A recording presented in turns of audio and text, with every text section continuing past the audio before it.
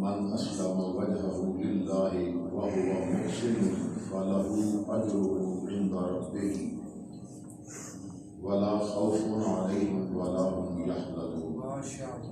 صدق اللہ مولانا العظیم۔ برکت کے لیے درود پاک پڑھ لیجیے۔ صلی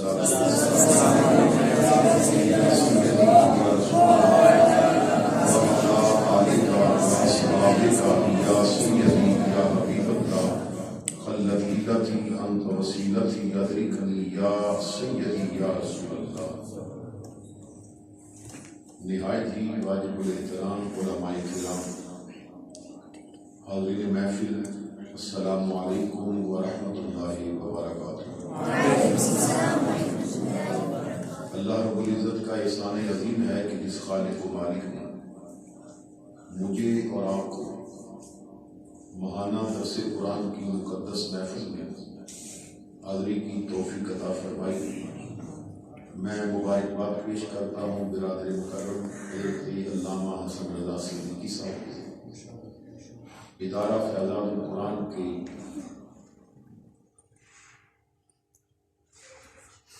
اساتذہ کو، طلباء کو، اہل علاقہ کو کہ جو بڑی محبت کے ساتھ اس درس کا اہتمام کرتے ہیں۔ اللہ تعالیٰ دارین کی عزتیں عطا فرمائے اور حضرت علامہ مولانا نیاز احمد صدیقی صاحب اور میرے برادر مکرم علامہ صاحبزادہ حسنین رضا صدیقی صاحب، ان کو اللہ تعالیٰ دیر تک مسلک کی خدمت کی توفیق عطا فرمائے، کہ بڑی محنت سے یو کے میں بھی ادارہ چلا رہے ہیں اور اس ادارے کے لیے بھی کوشاں ہیں۔ اللہ تعالیٰ تمام علماء اہل سنت کو، عوامی اہل سنت تک قرآن و حدیث کا پیغام اور یہ نور پہنچانے کی مزید توفیق عطا فرمائے۔ میں نے آج جس آیہ پاک کی تلاوت کی ہے اس میں اللہ رب العزت نے ارشاد فرمایا، بلا، ہاں کیوں نہیں، من اسلم وجہہ للہ، جس نے اپنا منہ جھکایا اللہ کے لیے، وہو محسن، وہ نیکوکار ہے، جس نے اپنے سر کو، اپنے منہ کو اللہ کے لیے جھکا دیا اور وہ نیکوکار ہے، فَلَهُ أَجْرُهُ عِنْدَ رَبِّهِ، تو اس کے نیک عمل کا اجر اس کے رب کے پاس ہے۔ وَلَا خَوْفٌ عَلَيْهِمْ وَلَا هُمْ يَحْزَنُونَ، اور انہیں نہ کچھ اندیشہ ہے اور نہ کچھ غم ہے۔ اللہ رب العزت نے ارشاد فرمایا کہ جو اپنا منہ میری بارگاہ میں جھکا دے، اپنا سر جھکا دے اور میرا فرما بردار بن جائے، میری اطاعت کرنے لگ جائے، جو میری رضا میں راضی ہو جائے، جو یہ سمجھ لے کہ جس نے پیدا کیا ہے سجدے کا حقدار بھی وہی ہے، جو میری بارگاہ میں جھک جائے نا، اصل نیک وہ ہے۔ اور اللہ فرماتا ہے اس کے اس عمل کا اجر بھی میرے پاس ہے، اور میں پھر ایسا اجر دیتا ہوں اسے دنیا کا نہ کوئی خوف رہتا ہے اور نہ ہی کوئی غم رہتا ہے، وہ پھر دنیا میں بھی بے خوف و بے غم رہتا ہے، اسے میں آخرت میں بھی بے خوف و بے غم رکھوں گا۔ اور ایک جگہ پہ سورہ الجاثیہ میں اللہ تعالیٰ ارشاد فرماتا ہے، فَأَمَّا الَّذِينَ آمَنُوا وَعَمِلُوا الصَّالِحَاتِ، تو وہ جو ایمان لائے اور انہوں نے اچھے کام کیے، فَيُدْخِلُهُمْ رَبُّهُمْ فِي رَحْمَتِهِ، ان کا رب انہیں اپنی رحمت میں داخل فرمائے گا۔ ذَلِكَ هُوَ الْفَوْزُ الْمُبِينُ، اور یہی تو کھلی کامیابی ہے، جس بندے کو اللہ اپنی رحمت میں داخل فرما دے وہ کامیاب کیوں نہیں ہوگا؟ اسے تو اصل کامیابی ملی، اسے تو مراد ملی اصل، کہ جسے اللہ نے اپنی رحمت میں داخل فرما دیا۔ اور پھر جو اللہ کے لیے اپنے آپ کو جھکا دیتا ہے، صوفیہ فرماتے ہیں کہ اللہ کی بارگاہ میں یہ قانون چلتا ہے کہ وہاں جو جتنا اپنے آپ کو جھکاتا ہے نا، اللہ اسے اتنی بلندیاں عطا فرما دیتا ہے، جو جتنا جھکتا ہے نا اسے اتنی بلندی ملتی ہے۔ ایک صوفی تو بڑی مزے کی بات کرتے ہیں، وہ کہتے ہیں 6 فٹ کا بندہ وہ جب رکوع میں جائے نا تو 3 فٹ کا رہ جاتا ہے، اور 3 فٹ سے جب سجدے میں جائے تو 1.5 فٹ کا رہ جاتا ہے. اور سجدہ یہ نماز کی بھی معراج ہے. سجدہ یہ سب سے اہم رکن ہے نماز میں. یہ سجدے میں جب بندہ اپنا سر رکھ کے نا سبحان ربی الاعلیٰ کے نغمے الاپتا ہے نا تو مالک بھی کہتا ہے فرشتوں یہ دیکھو آدم کا بیٹا، اسے پتا ہے کہ میرے علاوہ کوئی عظمت والا نہیں ہے. تو جب وہ 6 فٹ کا 1.5 فٹ کو پہنچتا ہے نا تو اللہ اسے بلندیاں عطا فرما دیتا ہے. اور پھر حدیث پاک میں آتا ہے جب بندہ نماز کی تیاری کرتا ہے تو اللہ تعالیٰ فرشتوں سے فرماتا ہے اس کے گناہ ایک گٹھری میں باندھ کے اس کے سر پہ رکھ دو. تو وہ جب نماز پڑھتے پڑھتے سجدے میں جاتا ہے تو وہ گٹھری سر سے نیچے گر جاتی ہے، اور بندہ جب فارغ ہوتا ہے تو فرشتے کہتے ہیں گناہوں کی گٹھری تو نیچے گر گئی، پھر اس کے کندھے پہ رکھتے ہیں. اللہ فرماتا ہے جو گری ہے گری رہنے دو، گر گئی ہے اسے گرے رہنے دو. تو میرے بھائی اللہ تعالیٰ کی بارگاہ میں جھکنا سیکھو تو صحیح. ہم نے تو جھکنا سیکھا نہیں، ہم نے تو کبھی اسے مشکل میں بلایا نہیں، ہم تو چھوڑ گئے، ہم تو اور سہارے تلاش کرنے لگ پڑے. کبھی تو آنا اس کی بارگاہ میں جو کبھی پریشانی بنے نا تو لوگوں کے سامنے روتے ہو جا کے کبھی تہجد کا مصلی بچھا کے رب کے سامنے رونے کا رواج بناؤ. اور میرے بھائیو یہ یاد رکھیے 5 وقت کی نمازیں تو وہ ڈیوٹی ہے وہ ادا کرنی ہے، لیکن تہجد کی جو نماز ہے نا یہ بڑی لاڈلی عبادت ہے. تہجد کی جو عبادت ہے نا نماز یہ بڑی لاڈلی عبادت ہے. جب بندہ گھر والے سو رہے اور وہ اپنی نیند قربان کر کے وضو کر کے 2 رکعت نفل پڑھتا ہے نا یہ اتنی لاڈلی عبادت ہے، یہ رب سے سب کچھ منوا لیتی ہے. یہ رب سے منوا لیتی ہے. عادت تو بنائے رب کے سامنے جھکنے کی. تو آج ہمارا مزاج شریعت کے مطابق نہیں رہا. ہم تو اللہ کی بات ماننے کو تیار نہیں. بڑی معذرت کے ساتھ آج ہم کس طرف جا رہے ہیں؟ قرآن پاک میں اللہ تعالیٰ نے ہمیں سب سے بہتر کہا ہے کہ ہم بہتر بن کے بتا رہے ہیں. فَمَا كُنْتُمْ خَيْرَ أُمَّةٍ أُخْرِجَتْ لِلنَّاسِ تَأْمُرُونَ بِالْمَعْرُوفِ وَتَنْهَوْنَ عَنِ الْمُنكَرِ وَتُؤْمِنُونَ بِاللَّهِ.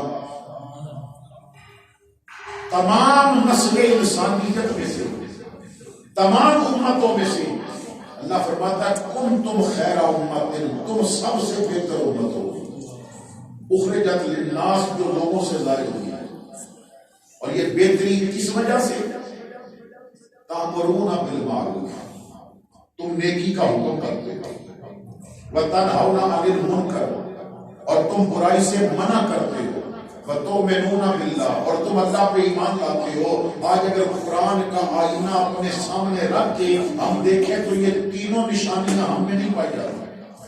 اور اگر یہ 3 کام ہم کریں گے تو پھر ہم تم خیر امہ میں شامل ہوں گے. اور اگر یہ کام کر ہی نہیں رہے تو فقط اپنے آپ کو حضور کا غلام کہنے سے ہم اس گروہ میں شامل نہیں ہو سکتے. تو ہم کس طرف جا رہے ہیں؟ اللہ فرماتا ہے میرے سامنے جھکو میں تجھے بے خوف کر لوں گا، میرے سامنے جھکو میں تجھے کامیاب کر دوں گا، میرے سامنے جھکو میں تجھے اجر عظیم عطا فرماؤں گا. میرے سامنے جھکنے کا مزاج بنا، میری بارگاہ میں اپنا سر جھکا. جھکنا تیرا کام ہے، بلندیاں عطا فرمانا یہ میرا کام ہے. دیکھیے ہم کس سے جا رہے ہیں. حضرات گرامی میں آج آپ کو آقا کریم صلی اللہ تعالیٰ علیہ وسلم کی بارگاہ میں لے چلتا ہوں کہ آقا کریم صلی اللہ تعالیٰ علیہ وسلم نے نیک بننے کے لیے جو نسخہ عطا فرمایا وہ کیا ہے؟ آج تو ہم دکھلاوے کے لیے نیک بن رہے ہیں، ہمیں تو ریاکاری نے مار دیا. آج تو مسجد میں بھی اگر کسی کو پیسہ دینا ہے تو وہ دور سے بڑا نوٹ پکڑ کے لائیں گے، ہر بندہ دیکھے، پھر اس کا چینج کرائیں گے، پھر وہ 10-10 روپے کے اوپر الگ الگ کر کے پھینکیں گے تاکہ بندے دیکھیں بھی فلاں نے بڑے پیسے پھینکے. تو میرے بھائیوں یہ دکھلاوے نے ہمیں مار دیا. جب انسان مخلص ہوتا ہے اور اس میں خلوص ہوتا ہے. ایک بزرگ فرماتے ہیں کہ میں نے تو خلوص ایک نائی سے سیکھا تھا. میں نے خلوص ایک نائی سے سیکھا تھا. پوچھا وہ کیسے؟ فرمایا میں مدرسے میں پڑھتا تھا، گھر بڑا دور تھا اور پیسے ختم ہو گئے میرے بھائیوں بڑے مشکل حالات میں نا لوگوں نے پڑھا ہے. حضور غوث اعظم شیخ عبد القادر جیلانی الحسنی الحسینی رضی اللہ تعالیٰ عنہ فرماتے ہیں میں جب بغداد پڑھنے کے لیے آیا نا تو کچھ دنوں بعد بغداد میں قید پڑ گیا اور اتنا قید پڑا کہ کھانے کے لیے کوئی چیز نہ بچی. تو کئی دنوں سے بھوک تھی تو میں دریا کے قریب گیا کہ وہاں جو سبزہ ہے نا وہ گھاس اسے میں لے کے کھاؤں. جب وہاں پہنچا تو میں نے دیکھا کہ وہاں پہ نا بہت سارے لوگ وہ گھاس کو کاٹ رہے تھے کھانے کے لیے, تو پیچھے بچی کو نہیں تھا. کہتے ہیں بڑی شدت کی بھوک لگی ہوئی. پھر میں ایک مسجد میں آ کے نا رب کو یاد کرنے لگ پڑا کہ مالک میں تیرے محبوب کا دین سیکھنے آیا ہوں, تیرے قرآن کو پڑھنے آیا ہوں. مالک میں کیا کر لیا, اتنا شدید قید پڑ گیا. تو فرماتے ہیں ایک آدمی وہ 2 روٹیاں اور بھجا ہوا گوشت, بنا ہوا گوشت وہ لے کے آیا اور میرے سامنے مسجد میں بیٹھ کے کھانے لگ پڑا. آپ فرماتے ہیں کہ اتنی شدت کی بھوک تھی مجھے, کئی دنوں سے کوئی چیز کھانے کو نہیں ملی تھی. وہ جب نوالا اپنے منہ میں ڈالنے لگتا تو میرا منہ خود بخود کھل جاتا, اتنی بھوک لگی تھی. اس نے جب میری طرف دیکھا تو کہنے لگا آؤ تم بھی کھا لو. تو میں اٹھ کے اس کے پاس چلا گیا. تو میں نے ایک نوالا لیا تو وہ کہنے لگا کہاں کے رہنے والے ہو؟ میں نے کہا جیلان کا, یہاں پڑھنے آیا. تو وہ کہنے لگا اچھا یار تو اگر ادھر کا رہنے والا ہے تو مجھے بتا, یہاں جیلان کا ایک اور بندہ بھی پڑھنے آیا اسے عبد القادر کہتے ہیں, تو اس کو جانتا ہے؟ تو آپ نے فرمایا میں ہی عبد القادر. تو وہ رو پڑا, رو کے کہنے لگا یار مجھے تیری ماں نے 18 درہم دے کے بھیجے تھے کہ میرا بیٹا ادھر اسے کہیں بھوک نہ لگتی رہے. جیلان میں بغداد میں سنا ہے قید پڑا ہوا ہے, تو یہ میرے پاس کل 18 درہم ہی تھے, یہ لے جا اور میرے بیٹے کو دے آ. حضرت میں 2-3 دنوں سے آپ کو تلاش کر رہا تھا, میرے پاس بھی پیسے ختم ہو گئے اور یہاں تو قید ہے کوئی چیز مل رہی نہیں. تو میں ایک جگہ پہ گیا تو وہاں یہ 2 روٹیاں اور بنا ہوا گوشت وہ 18 درہموں کا بیچ رہے تھے. تو مجھے اتنی بھوک لگی تھی کہ میں نے وہ خرید لیا. تو اب یہ جو آپ کے سامنے کھانا پڑا ہے, یہ جو آپ کی ماں نے آپ کے لیے پیسے بھیجے تھے, یہ ان پیسوں کا ہے, اس کے مالک آپ ہیں, تو مجھے معاف کر دیجیے. آپ فرماتے ہیں میرے بھائی تو بھی کھا, شکر کر, مجھے ایک نوالا مل گیا. 2-3 لقمے لے کے تو میں نے کہا یہ باقی تو کھا لے, اگر تیرا پیٹ بھر گیا ہے تو اسے غریبوں میں تقسیم کر دینا, اس لیے کہ میرے رب نے اگر ابھی انتظام کیا ہے تو پھر بھی میرے لیے انتظام کر دے گا. علماء نے بڑی مشکل کے ساتھ دین کو پڑھا اور دین کو حاصل کیا. تو اللہ کے گرامی ہم کس سمت جا رہے ہیں, تو میں آپ حضرات کے سامنے عرض کر رہا تھا کہ آج ہمارا جو مزاج بن گیا اور ہم غافل ہو گئے. آج نمازیں پڑھنے کے لیے ہم تیار نہیں, آج رب کا وفادار بندہ بننے کے لیے ہم تیار نہیں, آج دین سیکھنے کے لیے ہم تیار نہیں, آج قرآن کے مفاہیم کو سمجھنے کے لیے, قرآن کے الفاظ کو سمجھنے کے لیے, قرآن کی گہرائی میں اترنے کے لیے ہم تیار نہیں. اپنے محلوں میں پھر کے دیکھیں, آج گھر سے آپ کو انگلش کو فر پڑھنے والا تو مل جائے گا, لیکن قرآن پڑھنے کے لیے اسے دقت ضرور ہوگی. یہ ہمارا حال بن گیا. ہم نے آج دین کے ساتھ کیا, ہم نے آج دین کو کیا, اور دین نے تو ہمیں عزتیں دے دی, دین نے تو ہمیں وقار دے دیا. آج کوئی بندہ کہتا ہے دیکھو جی میرے پاس کیا ہے, میرے پاس کچھ نہیں. نادان تو غلط کہتا ہے میرے پاس کچھ نہیں. اگر دنیا کا کوئی پیسہ نہ بھی ہو تو مصطفیٰ کا کلمہ پڑھ لیتا ہے تو میرے پاس سب کچھ ہے. اگر تیری زبان پہ مصطفیٰ کا نام ہی آ جاتا ہے نا تو میرے پاس سب کچھ ہے. آج تو بندہ کہتا ہے کہ میرے پاس کچھ بھی نہیں, یہ غلط کہتا ہے. اور بعض کہہ دیتے ہیں پتہ نہیں اللہ نے مجھے کیوں پیدا کیا ہے. اشفاق احمد بڑی پیاری بات کرتا ہے, اور اگر سونے کے ساتھ بھی لکھو نا اس کے جملے کو تو پھر بھی کم ہے. اشفاق احمد کہتا ہے میں کبھی نہیں سوچتا کہ پتہ نہیں مجھے فضول بنایا گیا, نہیں, میں بنا ہوں تو کسی مقصد کے لیے بنا ہوں, کیونکہ فضول چیز تو میرا رب بناتے نہیں. اس نے چھپکلی کو فضول نہیں بنایا تو بندے کو کیسے فضول بنا دیا ہوگا. اس نے کیونٹی کو فضول نہیں بنایا تو بندے کو کیسے فضول بنا نتیجہ ہوگا. تو اور اپنا مقصد سوچ یا نہ سوچ, بس اتنا سوچ لے, کبھی اس نے مجھے اپنی بارگاہ میں جھکنے کے لیے بنایا, کبھی مصطفیٰ پہ درود پڑھنے کے لیے بنایا. تو ہم تو قرآن کے جو مفاہیم ہیں اپنے سمجھنے کے لیے تیار ہیں. تو عبادت جو اللہ کی بارگاہ میں جھکتا ہے, جسے یہ لذت مل جائے, جسے یہ شوق سجدہ نصیب ہو جائے, جو اللہ کی بارگاہ میں جھکے, تو وہ فرماتے ہیں بزرگ کہ مجھے خلوص ایک نائی سے ملا. میں مدرسے میں پڑھتا تھا تو استاد نے کہا کہ بیٹا تیرے بال پڑ گئے تو جا کے ان کو سیٹ کرا دیا. تو میں ٹالتا رہا کیونکہ مجھے پتا تھا میری جیب میں پیسہ نہیں ہے. تو ایک دن استاد ناراض ہوئے, کہنے لگے کہ اگر آج تو بال نہیں کٹائے گا تجھے میں کلاس میں نہیں بٹھاؤں گا. تو بڑا پریشان ہو کے میں اٹھا اور نائی کی دکان پہ پہنچا. تو نائی علاقے کے نا ایک بہت امیر آدمی کو بٹھا کے اس کے بال کاٹ رہا تھا, اور میں دروازے میں کھڑا ہو گیا. سوچ رہا تھا کہ بات کیسے کروں کہ پیسے تو میرے پاس ہے نہیں. تو میں نے کہا چچا, اس نے کہا کیا بات ہے بیٹا؟ میں نے کہا میں مدرسے میں پڑھتا ہوں, بڑے دور سے آیا ہوں, پیسے نہیں ہیں میرے پاس, تو کیا تو آج اللہ کے لیے میرے بال کاٹ دے گا؟ اللہ کے لیے تو میرے بال کاٹ دے گا؟ تو میں نے اتنے جملے کہے نا تو اس کی آنکھوں میں آنسو آ گئے. اس نے فوری طور پہ نا اس امیر کو کہا کہ یار تم اٹھو اور یہاں بیٹھ جاؤ, یہ جو تیرے بال کاٹوں گا نا اس سے پیسے ملیں گے, میرے بچوں کا پیٹ پلے گا, تو بچوں کے لیے اور اپنے لیے تو روز ہی کاٹتا ہوں, آج پہلے میں اللہ کے لیے کاٹوں گا. تو وہ مجھے بٹھا کے اس نے میرے سر کا بوسہ دیا اور کہنے لگا میں زندگی میں پہلی دفعہ اللہ کے لیے بال کاٹنے لگا ہوں. تو میرے بھائیوں جو خلوص ہوتا ہے نا, ہم نے وہ نہیں. تو قرآن سیکھنے کا, عبادت کرنے کا, حضور کی احادیث کو سمجھنے کا جو خلوص اور جذبہ ہے آج وہ ہم میں نہیں نظر آتا. تو میں اسی حوالے سے ایک بات عرض کرنا چاہتا ہوں. حضرت سیدنا ابو ذر رضی اللہ تعالیٰ عنہ آپ فرماتے ہیں کہ مجھے نا نبی پاک صلی اللہ تعالیٰ علیہ وسلم نے نا 7 باتوں کا حکم دیا.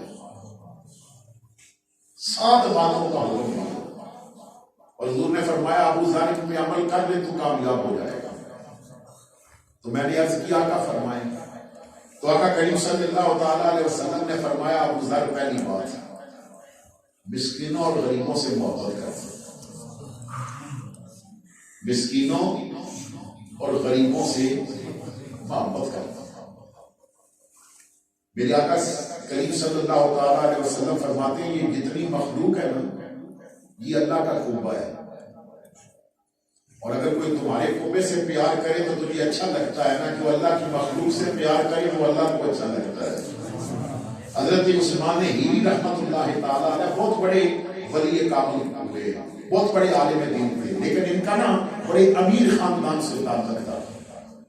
تو کسی نے کہا کہ آپ ولی کیسے بنے؟ تو فرمانے لگے یار میں تو بڑا امیر آدمی تھا, بڑا امیر خاندان سے میرا تعلق. میں جب صبح مدرسے میں جاتا تھا نا تو میرے ساتھ 2 نوکر ہوتے تھے.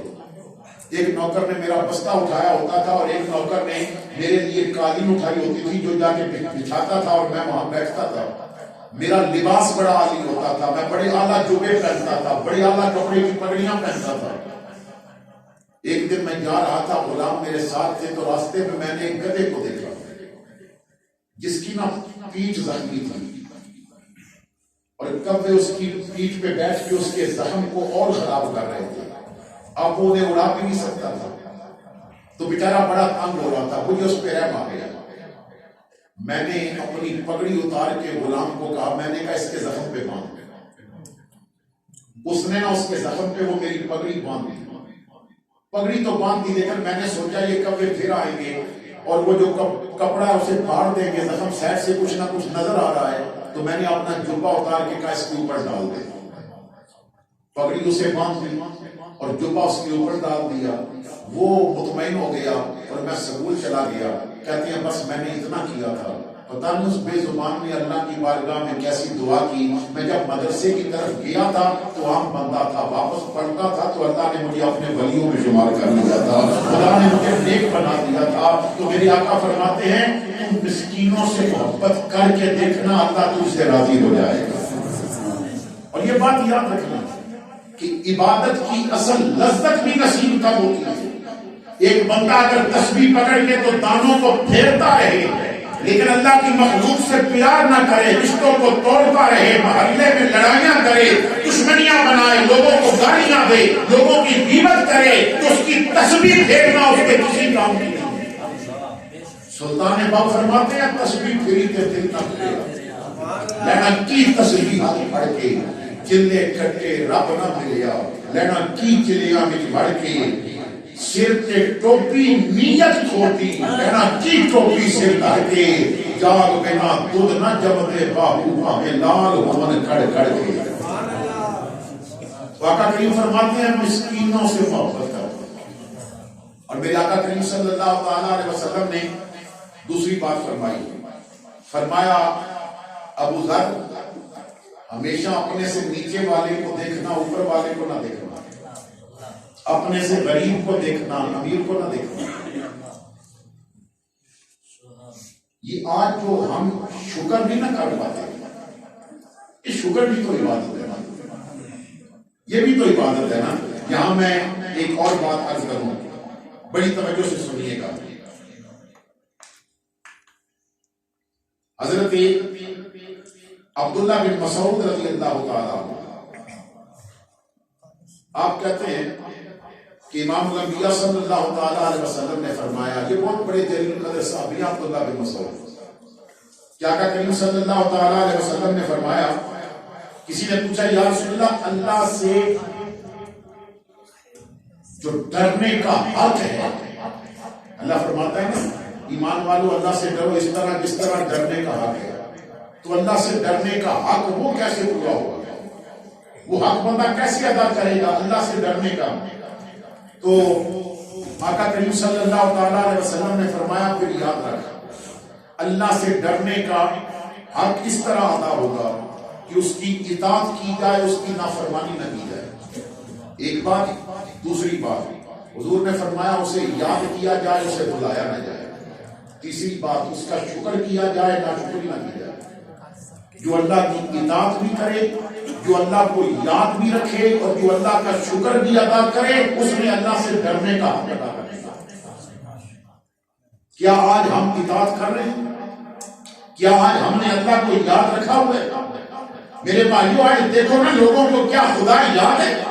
یہ جن کے سروں سے دوپٹے اترے ہیں، یہ جن کے سروں سے حضور کی امامیں اتر گئے، یہ جن بچیوں کے سروں سے دوپٹے اتر گئے، جن کے کپڑے چھوٹے ہو گئے، جن نوجوانوں نے مسجدوں کا رستہ چھوڑ دیا، جن نوجوانوں نے سینمے آباد کر دیے، جو ماں باپ کے گستاخ بن گئے، جنہوں نے قرآن کے ایک ایک حکم کو پشت کے پیچھے رکھ دیا ہے، کیا یہ اللہ کی اطاعت کرنے والے ہیں؟ کیا ہم نے اللہ کو یاد رکھا ہوا ہے؟ کتنے موقعوں پہ ہمیں اللہ یاد رکھا؟ اڑاؤ عیش کرو عشرتیں بہت پھولو، اڑو جہاز میں یا موٹر کی گود میں جھولو، اڑو بلندی پہ اتنا کہ آسماں کو چھو لو، اور خدا کے واسطے اپنے خدا کو مت بھولو۔ خدا کے واسطے صوفیاء فرماتے ہیں جب تجھے کوئی نعمت ملے تو تین چیزوں کو یاد رکھنا، ایک خدا کو، ایک خدا کی مخلوق کو، اور تیسرا اپنی اوقات کو۔ یہ تین چیزوں کو یاد رکھنا، ایک خدا کو، ایک خدا کی مخلوق کو، اور تیسرا اپنی اوقات کو، کہ رب یہ نہ دیتا تو میرے پاس کیا ہوتا۔ تو آقا کریم نے فرمایا کہ غریب کو دیکھنا، امیر کو نہ دیکھنا، جو تجھ سے کم ہے نا اسے دیکھنا، جو تجھ سے اوپر ہے اسے نہ دیکھنا۔ یہ جو شکر آج ہم نہیں کر پاتے، اس کی وجہ یہ ہے کہ ہم گنتی اس چیز کی کرتے ہیں جو ہمارے پاس ہے۔ میرے پاس تو کیوں موبائل ہے، اس کے پاس تو سیمسنگ نوٹ 8 ہے، میں کہاں سے 1.5 لاکھ روپیہ لاؤں، لاکھ روپیہ لاؤں، 2 لاکھ روپیہ لاؤں، میں وہ لاؤں، اسے مل گیا مجھے نہیں ملا، یہ اللہ نے اسے دیا مجھے کیوں نہیں دیا؟ شکر کیسے ہوگا؟ فلاں کے پاس تو گاڑی ہے اور میرے پاس تو سائیکل ہے، تو کبھی شکر ادا نہیں کرے گا۔ ہم گنتی جب کرتے ہیں تو اس چیز کی کرتے ہیں جو اللہ نے ہمیں نہیں دی۔ اس درس میں آنے والوں بڑی قیمتی بات کہہ رہا ہوں، ذرا رجسٹر لے کے اس بات کی گنتی کر لو جو رب نے تجھے دی ہے اسے تو ملو، جو رب نے عطا فرمایا ذرا اس کا حساب تو کرو، ہمیں کیا کیا نہیں دیا اس نے، ذرا دیکھو تو صحیح۔ اگر تو ریڑھی پہ بیٹھ کے اور سارا دن ریڑھی کو چلاتا ہے اور اوپر سبزی یا جو کچھ بھی بیچتا ہے اور پھر کہتا ہے فلاں مجھ سے بہتر، امیروں کو دیکھ، وہ کئی ایسے ہیں جن کی دولت ان کے پاس ہے لیکن چل نہیں سکتے، تو اس سے تو بہتر ہے نا۔ وہ کروڑ پتی امیر کہ جن کے بینک بھرے پڑے، آج ہمارے محلے میں ایک اتنا امیر آدمی مر گیا جس کی اولاد ہی نہیں، نہ بیٹی نہ بیٹا، وہ دولت کس کام کی؟ اس دولت کو اکٹھا کرتا رہا، بینک بھرے ہیں لیکن آگے وارث کوئی نہیں۔ تو میرے بھائی اگر تیرے پاس دولت نہیں تو ذرا اسے دیکھ جس کے پاس دولت ہے مگر اولاد نہیں، تو اپنے گھر کو دیکھ، تیرے گھر میں رب نے پھول جیسے بیٹے بھی دیے ہیں، کلیوں جیسی بیٹیاں بھی دی ہیں، تو سوچ اس سے بہتر ہے اس کا حساب کر جو رب نے تجھے دیا ہوا ہے۔ ایک بزرگ کے پاس کسی نے کہا کہ میں بہت غریب ہوں، میرے پاس تو کچھ نہیں، آپ نے فرمایا جھوٹ بولتا ہے، ذرا اپنی آنکھ کی جا کے قیمت لگوانا، میں لینا چاہتا ہوں تو پھر پتا چلے گا۔ دو آنکھیں تیرے پاس ہیں، اپنے گردے کی قیمت لگوانا، میں دینا چاہتا ہوں، دو گردے تیرے پاس ہیں، یہ تیرے پاس کتنے عضو ہیں؟ اگر کوئی کہے میں تجھے ₹1,00,000 دیتا ہوں تو بازو کٹوا دے، تو نہیں کٹوائے گا، تیرے پاس اتنی قیمتی چیزیں ہیں، تو اپنے وجود کا حساب کر، تو کروڑوں کا بنا ہے، وہ کروڑوں کا بنا ہوا ہے، تو تیرے پاس سب کچھ ہے، صرف شکر کر، میرا رب فرماتا ہے لَئِن شَكَرْتُمْ لَأَزِيدَنَّكُمْ، شکر تم کرنا، خزانے میں اور دے دوں گا۔ تو اس چیز کا حساب کرو جو رب نے دی ہوئی ہے، تو ایک ایک بات پہ تم اس کا شکر ادا کرو۔ یہ دیکھو آپ اور میں آئے مسجد میں، چل کے آئے، میں گاڑی پہ آیا، گاڑی کھڑی کی، چل کے آیا، آپ اپنے اپنے گھروں سے چل کے آئے، تو راستے میں آپ کا سانس پھولا تو نہیں؟ کبھی کہیں رک کے آپ نے کوئی دوائی لی ہے کہ میرا سانس صحیح چل جائے؟ ان امیروں کو دیکھو جو چند قدم اٹھاتے ہیں تو پھر وہ بوتل نکال کے تو وہ انہیلر کرتے ہیں، ان کا سانس رک جاتا ہے۔ اسپتال میں جا کے دیکھو وہ جو وینٹیلیٹر پہ لگے ہوئے ہیں، عرب کا ایک امیر آدمی، یہ کچھ عرصہ پہلے کی بات ہے، اس کا سانس کا کوئی مسئلہ بن گیا تو وہ اسپتال میں ایک رات وینٹیلیٹر پہ رہا، تو جب صبح بہتر ہوا نا تو ڈسچارج ہونے لگا، تو $800 انہوں نے بل بنایا ایک رات کا، تو وہ روتا تھا پھوٹ پھوٹ کے اور کہتا تھا ایک رات انہوں نے مجھے مصنوعی سانس دیے تو 800 بل بنا دیا، اور وہ رب جو بچپن سے مجھے سانس دے رہا ہے اس نے تو مجھ سے $1 بھی نہیں مانگا۔ اگر آپ سانس اپنی مرضی سے لے رہے ہیں تو آپ ان امیروں سے بہتر ہیں جو وینٹیلیٹر پہ لگے ہیں۔ اگر آپ اپنے گھر کا تیز مرچ اور تیز نمک والا اور اچھے مثالوں والے چٹخارے پرے کھانے آپ کھا سکتے ہیں اور آپ کو کوئی تکلیف نہیں ہوتی، تو آپ ان امیروں سے تو بہتر ہے نا جنہیں مر کے ہضم نہیں ہوتا۔ تو اپنی طرف دیکھیں، شکر کا مزاج بنائیں، ہمیشہ اپنے سے نیچے والے کو دیکھیں۔ آپ سائیکل پہ ہیں تو فخر کریں اس بندے پہ کہ اللہ تعالیٰ نے مجھے سائیکل دی ہے، وہ تو پیدل جا رہا ہے۔ تو میرے آقا نے فرمایا ہمیشہ غریب کو دیکھنا، امیر کو نہ دیکھنا، نیچے والے کو دیکھنا، اوپر والے کو نہ دیکھنا۔ تو پھر میرے آقا کریم صلی اللہ تعالیٰ علیہ وسلم آپ نے ارشاد فرمایا، آقا کریم نے ارشاد فرمایا کہ قریبی رشتوں کو جوڑو، اگر کہ وہ تجھ سے منہ پھیرے، اگر کہ وہ تجھ سے منہ پھیرے تو ان سے جوڑے، کامیاب ہو جائے گا۔ کوئی تجھ سے توڑے تو اس سے جوڑے، کوئی تجھ سے دور بھاگے تو اسے قریب کر، جو تجھے محروم کرے تو اسے عطا کر، اللہ تجھے کامیابیاں دے گا۔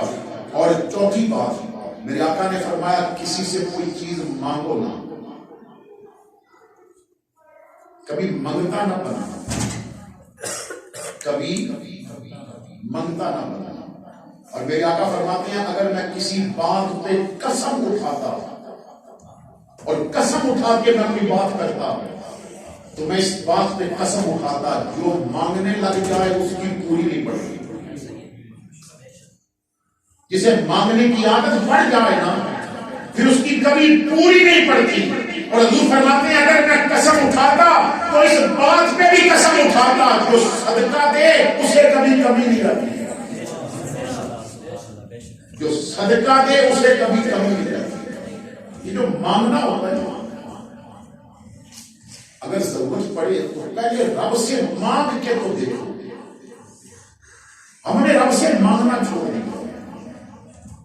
ایک آدمی انہوں نے اپنی زندگی کا واقعہ لکھا, بڑے امیر آدمی ہے, خدا معلوم اب زندہ ہے یا فوت ہو گئے, لیکن انہوں نے لکھا ہے کہ میں بڑا کاروباری آدمی, میری فیکٹری 500-700 بندہ میری فیکٹری میں کام کرتا تھا, میں بالکل صحت مند, کبھی کوئی بیماری مجھے نہیں لگی. ایک رات میں اپنے گھر بستر پہ لیٹا تو مجھے نیند نہیں آ رہی تھی, بے چینی ہو گئی.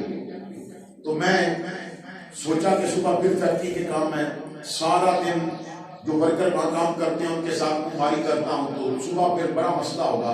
تو میں نے کہا چلو میڈیکل اسٹور سے جا کے نا نیند کی گولی لاتا ہوں اور وہ لے کے تھوڑی سی نیند پوری کر لوں. تو میں گاڑی سٹارٹ کر کے جب جا رہا تھا تو راستے میں مسجد آئی, تو مسجد کا دروازہ کھلا تھا, اندر بتی جل رہی تھی. تو میرے دل نے گویا مجھے کہا کہ گولی بعد میں لینا, وضو کر کے 2 رکعت نفل پڑھ لے, ہو سکتا ہے رب کو کیا سجدہ تجھے میٹھی نیند سنا دے. یہ کبھی کبھی نا دل کی مان لی جائے تو بڑا فائدہ ہوتا ہے. کسی آدمی نے میرے آقا کریم صلی اللہ تعالیٰ علیہ وسلم سے پوچھا کہ یا رسول اللہ ایمان کیا ہے؟ تو میرے آقا نے فرمایا کہ کسی نیکی پہ تیرا دل تجھے شاباش دے اور برائی پہ تیرا دل تجھے ملامت کرے تو سمجھ لے تو مومن ہے. کسی نیکی پہ نا تیرا دل خوش ہوگا, بھائی تمہاری بڑا کام کر لوں. میں بڑی ذمہ داری سے کہتا ہوں, بندہ گھر سے نکلے اور جماعت کے ساتھ نماز پڑھ لینا تو واپس جائے گا تو اسے دل بڑی مبارک دے گا, اور یار جلدی نماز پڑھ لی. اور یہ بات یاد رکھیں, کسی نے پوچھا تھا سب سے آسان نماز کون سی ہے, تو بزرگ نے فرمایا جماعت کے ساتھ پڑھ لو, آسان نماز. ایک ثواب زیادہ ہے اور دوسرا پھر رہتی رہ جائے. تو خیر جو بات میں عرض کر رہا تھا اس کی طرف آتا, وہ کہتے ہیں کہ میں دل نے کہا کبھی کبھی دل کی مان لینی چاہیے. ایک انگریز ڈاکٹر لارنس براؤن, یہ 1995 میں مسلمان ہوا تھا, امریکہ کا رہنے والا ہے. یہ دہریہ تھا, کسی خدا کو مانتے نہیں تھا, خدا کا وجود کا انکار تھا, کسی مذہب کے مطابق وہ خدا کو نہیں مانتا تھا. جس طرح مختلف مذاہب ہے وہ کسی مذہب کا نہیں تھا, کسی صورت میں بھی وہ خدا کے وجود کا انکاری تھا اور کسی مذہب کو نہیں مانتا تھا. ڈاکٹر لارنس وہ بھی مسلمان ہوا, ایک وقت آیا اس نے اپنے مسلمان ہونے کا واقعہ بیان کیا. وہ کہتا ہے کہ میری بیٹی پیدا ہوئی, یہ 95 سے پہلے کا واقعہ ہے. تو میری بیٹی پیدا ہوئی تو اسپتال میں جب پیدا ہوئی تو اس کا جسم نیلا تھا. تو میں نے ڈاکٹروں سے کہا یہ کیا معاملہ, تو ڈاکٹروں نے کہا کہ اسے آکسیجن سے نہیں پہنچ رہی, تو اگر یہ اسی طرح رہی تو یہ جلدی مر جائے گی, تو اس کا آپریشن کرنا پڑے گا. تو میں بڑا گھبرا گیا کہ 1 دن کی بچی ہے تو اس کا آپریشن کیسے ہوگا, لیکن اجازت نہ دیتا تو کیا کرتا, وہ بچی کو لے کے نہ چل پڑے آپریشن تھیٹر کی طرف. تو میں بھی ان کے ساتھ تھا. تو آپریشن تھیٹر سے پہلے انہوں نے ایک کمرہ اسپتال میں بنایا تھا جسے پرے روم کہا جاتا تھا, دعا کا کمرہ. وہاں جو لوگ آتے تھے مریض, ان کا آپریشن ہوتا تھا تو ان کے ساتھ جو آتے تھے لوگ, وہ ادھر بیٹھ کے اپنے مذہب کے مطابق دعائیں مانگا کرتے تھے. وہ کہتے ہیں میں تو کسی صورت میں بھی خدا کو نہیں مانتا تھا اور کسی مذہب سے میرا تعلق ہی نہیں تھا, اور جب خدا کو مانتے نہیں تھا تو اس سے دعا مانگنا کیسا. لیکن جب میں اس کمرے کے قریب سے گزرانا تو میرے دل نے گویا مجھے کہا جسے مانگتا نہیں ذرا اسے بلا کے تو دیکھ, تو جسے مانگتا نہیں ذرا اسے پکار کے تو دیکھ, اس کا نام لے کے تو دیکھ. تو کہتا ہے میں نہ چاہتے ہوئے بھی نہ کمرے میں چلا گیا اور صرف اتنے لفظ کہے کہ میں تجھے نہیں مانگتا, آج اپنے ہونے کا ثبوت دے دے. اور اگر آج میری بیٹی بغیر آپریشن کے ٹھیک ہو جاتی ہے, میں وعدہ کرتا ہوں وہ دین قبول کروں گا جو تجھے پسند ہوگا, میں وہ دین قبول کروں گا جو تجھے پسند ہوگا. وہ کہتا ہے کہ میں دعا مانگ کے تو جب آپریشن تھیٹر کے دروازے پہ پہنچا تو ڈاکٹر کو دیکھا پریشان تھا. میں نے کہا کیا پریشانی ہے تجھے؟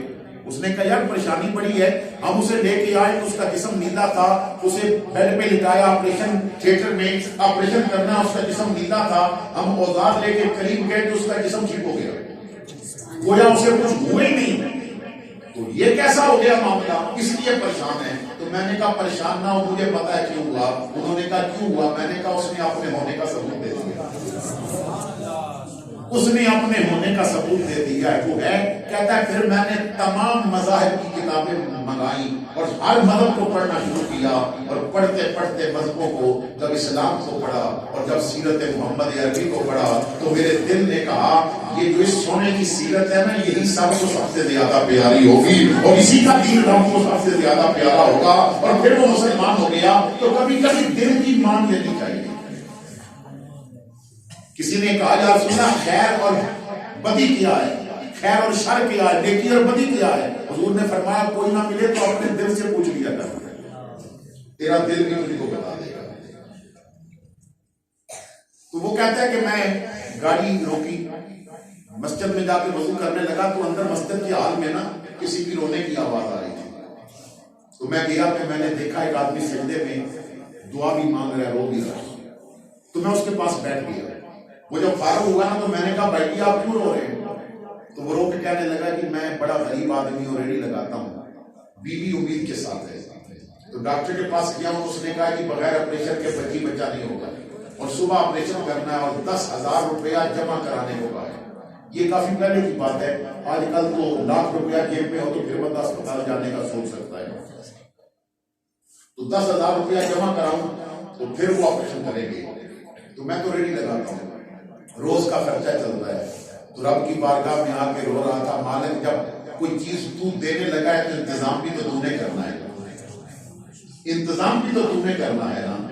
تو وہ کہتا ہے میں نے سوچا شاید آج اللہ نے مجھے اسی لیے بھیجا ہو، یہ بے چینی، یہ نیند کا نہ آنا، یہ اسٹور کی طرف جاتے ہوئے مسجد کی طرف آ جانا، ہو سکتا ہے یہ ثواب اللہ مجھے دینا چاہتا ہو۔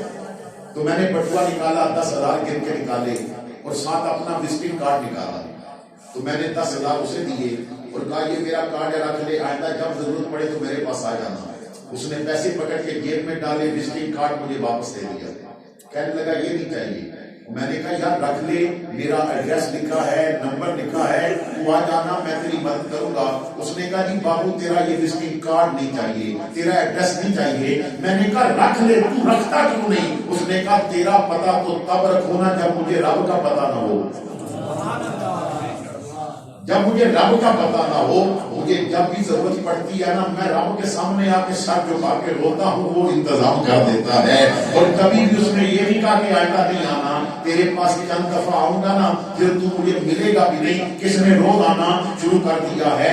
یہ رب کی بارگاہ ہے۔ میں جتنی دفعہ آتا ہوں وہ پھر دے کے کہتا ہے آنا تیرا کام ہے، عطا کرنا میرا کام ہے۔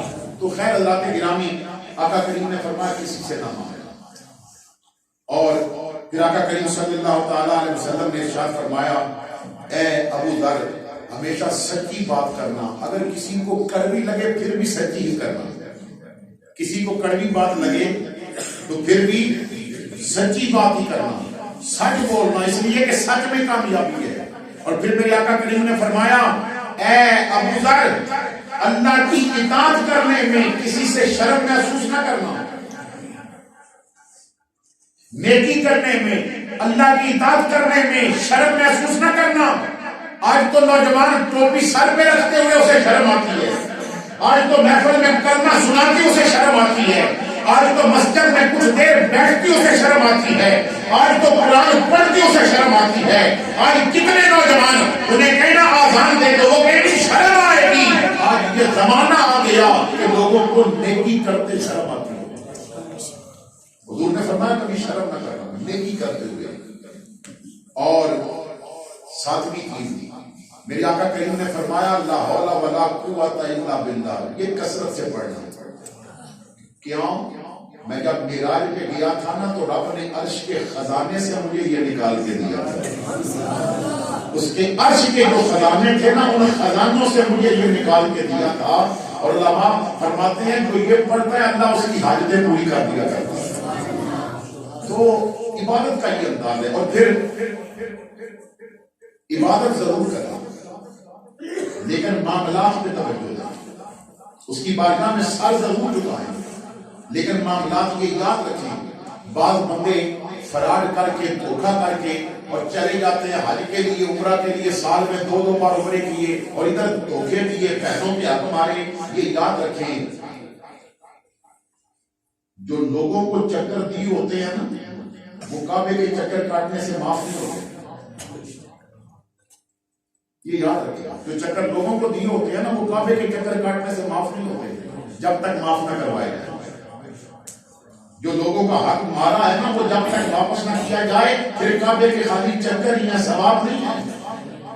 اور پھر ایک بات اور سنیے آقا کریم صلی اللہ تعالی علیہ وسلم آپ نے ارشاد فرمایا حضرت سیدنا ابو ہریرہ رضی اللہ تعالیٰ عنہ آپ اس کو روایت کرتے ہیں میرے آقا کریم صلی اللہ تعالیٰ علیہ وسلم نے فرمایا کہ صدقہ دینے سے مال کم نہیں ہوتا. دوسری بات حضور نے فرمایا لوگوں کو معاف کرنے کی وجہ سے اللہ تعالیٰ بندے کی عزت کم نہیں ہونے دیتا عزت بڑھا دیتا ہے. اگر کوئی لڑائی ہو گئی جھگڑا ہو گیا تو معاف کر دو. جو معاف کرے گا نا اس کی عزت اللہ بڑھا دے گا. اور تیسری چیز حضور فرماتے ہیں جو شخص اللہ تعالیٰ کے لیے عاجزی اختیار کرے اللہ اسے بلندی عطا فرما دیتا ہے. جو جھک جائے تو ان چیزوں پہ توجہ کیجیے. اللہ اکبر کبیرہ اور عبادت تو ضرور کیجیے لیکن حضور کی جو سنت ہے اس کا بھی خیال کیجیے. معاملات کا خیال کیجیے اور اپنے وجود کا اور وجود کو صحیح کیجیے.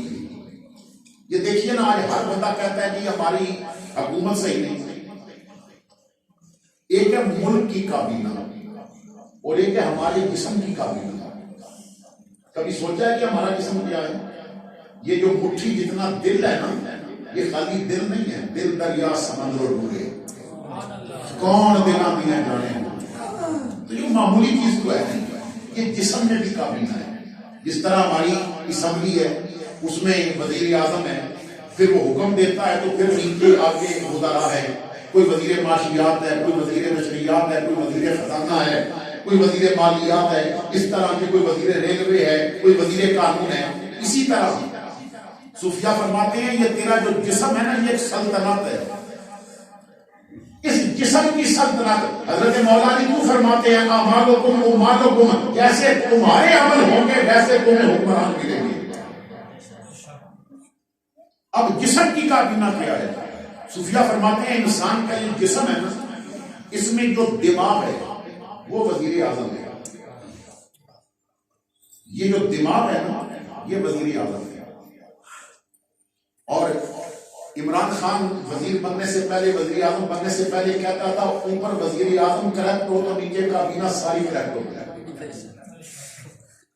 ٹھیک ہے یہ عمران خان کا جملہ تھا کہ اوپر وزیر اعظم اگر 2 نمبر ہونا تو نیچے کابینہ ساری 2 نمبر ہوتی ہے. وزیر اعظم خراب ہو کیونکہ حکم تو اس نے دینا ہے تو جو حکم ملے گا آگے وہ کام ہوگا. حکم صحیح ملے گا تو کام صحیح ہوگا حکم غلط ملے گا تو کام غلط ہوگا. تو اسی طرح وزیر اعظم حکم دیتا ہے تو انسانی جسم کا وزیر اعظم ہے دماغ. تو اب اس کا جو معدہ ہے وہ وزیر خوراک ہے. اب اگر وزیر اعظم اسے حلال کا حکم دے گا تو یہ حلال اندر لے گا اور وہ حرام کا حکم دے گا تو حرام ہی چلا جائے گا. بات سمجھ آئی؟ وزیر اعظم اسے کہے گا حلال تک رہنا ہے تو معدے میں حلال جائے گا اور وزیر اعظم کہے گا ٹھیک ہے تجھے چھٹی ہے حرام بھی کھاتا رہے تو معدہ حرام بھی لے لے گا. تو یہ وزیر خوراک اس وقت تک صحیح رہے گا جب تک اسے وزیر اعظم دماغ حکم صحیح دے گا.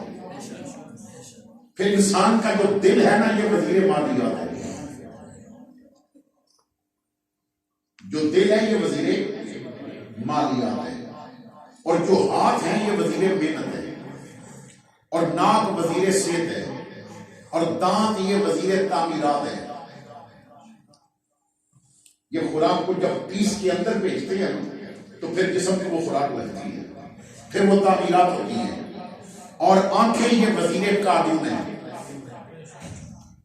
ان آنکھوں کو بڑی معذرت کے ساتھ اگر ہمارے پاکستان کے وزیر قانون جیسا بنا دیں گے نا تو پھر قانون کے پرخچے اٹھ جائیں گے، اور اگر اسی وزیر قانون کو عمر بن عبدالعزیز جیسا وزیر بنا دیں گے تو پھر یہ ساری سلطنت ٹھیک ہو جائے گی۔ اور یہ جلد یہ وزیر دفاع ہے، یہ ٹانگیں وزیر مواصلات ہیں، اور یہ جو زبان ہے نا یہ وزیر نشریات ہے۔ یہ جو زبان ہے نا یہ وزیر نشریات ہے۔ اللہ کے گرامی توجہ فرمائیے گا، اس زبان کو اگر وزیر اعظم اچھا حکم نہیں دے گا تو یہ زبان جھوٹ بھی بولے گی، یہ غیبت بھی کرے گی، یہ دھوکہ بھی دے گی، اور اگر وزیر اعظم اس سے حکم اچھا دے گا نا تو یہ زبان صدیق اکبر کی صداقت کا نمونہ پیش کرے گی، یہ زبان سچ بولے گی، عدل و انصاف کی باتیں کرے گی۔ تو ان چیزوں پہ عمل کیجیے۔ پھر رشتہ داروں کے ساتھ، محلے والوں کے ساتھ پیار اور محبت۔ آقا کریم صلی اللہ تعالی علیہ وسلم، ایک حدیث پاک میں عرض کرتا ہوں، اس کو بڑی توجہ سے سنیے گا۔ حضرت عبداللہ ابن عمر رضی اللہ تعالی عنہما آپ فرماتے ہیں کہ آقا کریم صلی اللہ تعالی علیہ وسلم نے ایک دفعہ یہ منبر پہ بات فرمائی کہ لوگوں کی عیب تلاش نہ کرو، لوگوں کی عیب تلاش نہ کرو۔ کیوں؟ آقا کریم صلی اللہ تعالی علیہ وسلم نے فرمایا جو لوگوں کی عیب تلاش کر کے آگے بیان کرتا ہے نا، جو لوگوں کی عیبوں کو ظاہر کر دے، اللہ اس کی عیبوں کو ظاہر کر دیتا ہے، اللہ اس کی عیبوں کو ظاہر کر دیتا ہے۔ اور پھر آقا کریم صلی اللہ تعالی علیہ وسلم نے ارشاد فرمایا، حضور فرماتے ہیں، حضرت ابو درداء روایت کرتے ہیں، آقا کریم صلی اللہ تعالی علیہ وسلم نے ارشاد فرمایا، کیا میں تمہیں ایسی عبادت کی خبر نہ دوں کہ جس کا ثواب نماز، روزہ اور صدقہ سے بھی زیادہ ہے؟ کیا میں تمہیں ایسی عبادت کی خبر نہ دوں کہ جس کا ثواب نماز سے بھی زیادہ، روزہ سے بھی زیادہ اور صدقہ سے بھی زیادہ؟ عرض کی آقا بتائیں، حضور نے فرمایا دو ناراض لوگوں میں صلح کرا دو، تجھے ان سے زیادہ ثواب مل جائے گا۔ دو ناراض لوگوں میں صلح کرا دو۔